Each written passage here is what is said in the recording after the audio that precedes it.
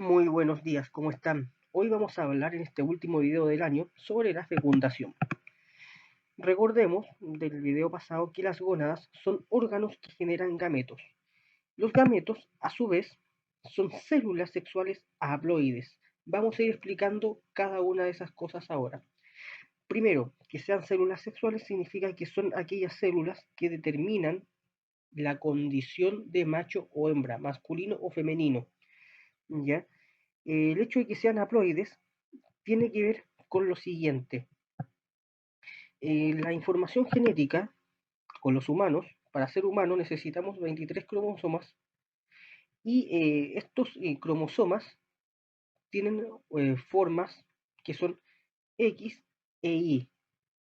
Normalmente el hecho o el hecho de que significa que algo sea haploide indica que son células que solamente tienen una parte de nuestros pares de cromosomas, porque nosotros funcionamos con pares de cromosomas, pero el hecho de que estas células sean haploides significa que no hay pares, ellos solamente contienen una parte de la información, ¿ya? Primero hay que tener claro eso para poder comprender qué es la fecundación. Entonces, los gametos son células que determinan la condición masculino-femenino, pero que solamente contienen una parte de la información, una parte que es de la madre y la otra parte que es del padre. ¿Ya? Esto ocurre en los organismos pluricelulares que somos nosotros, los animales. ¿Ya? ¿Cuáles son los gametos femenino y masculino? El óvulo es el gameto femenino y el espermatozoide es el gameto masculino. Ya hay que entenderlos como células, por eso es que el óvulo tiene un núcleo y una membrana plasmática. Lo mismo ocurre con el espermatozoide, que acá hacia la cabeza tiene el núcleo y también tiene mitocondrias y presenta una estructura que le permite desplazarse.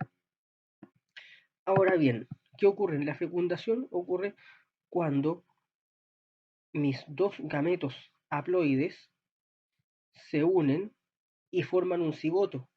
Entonces cada uno entrega su parte de la información y ahora sí, esta célula o cigoto va a tener la información completa, va a tener 23 pares de cromosomas, ya no va a tener 23 cromosomas. Estos dos, cada uno tiene 23 cromosomas, pero el cigoto ya tiene 23 pares de cromosomas, es decir, 46 cromosomas. Entonces, eso es lo que ocurre, ¿ya? El cigoto ya contiene la información del padre y de la madre. Y ahora, ¿por qué? Porque una parte de la información fue entregada por el cigoto masculino y la otra fue entregada por el cigoto femenino. Eso es lo que ocurre en la fecundación y se forma el cigoto nuevamente. Pero aquí nos encontramos con lo siguiente. Una vez que se forma el cigoto, alrededor de una semana después comienzan a multiplicarse estas células y se forma lo que se conoce como un embrión. Y algunas semanas después del embrión comienzan a formarse los distintos órganos del cuerpo y las articulaciones, y ahí eso pasa a convertirse en un feto.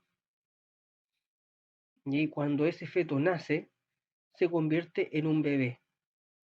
Entonces, ese es el proceso ya de la reproducción humana. Y bueno, la actividad consiste en lo siguiente, en realizar en tu cuaderno un esquema sobre lo que se mostró en este video. Y bueno, eso ha sido todo, espero que les haya gustado el video y que estén muy bien. Adiós.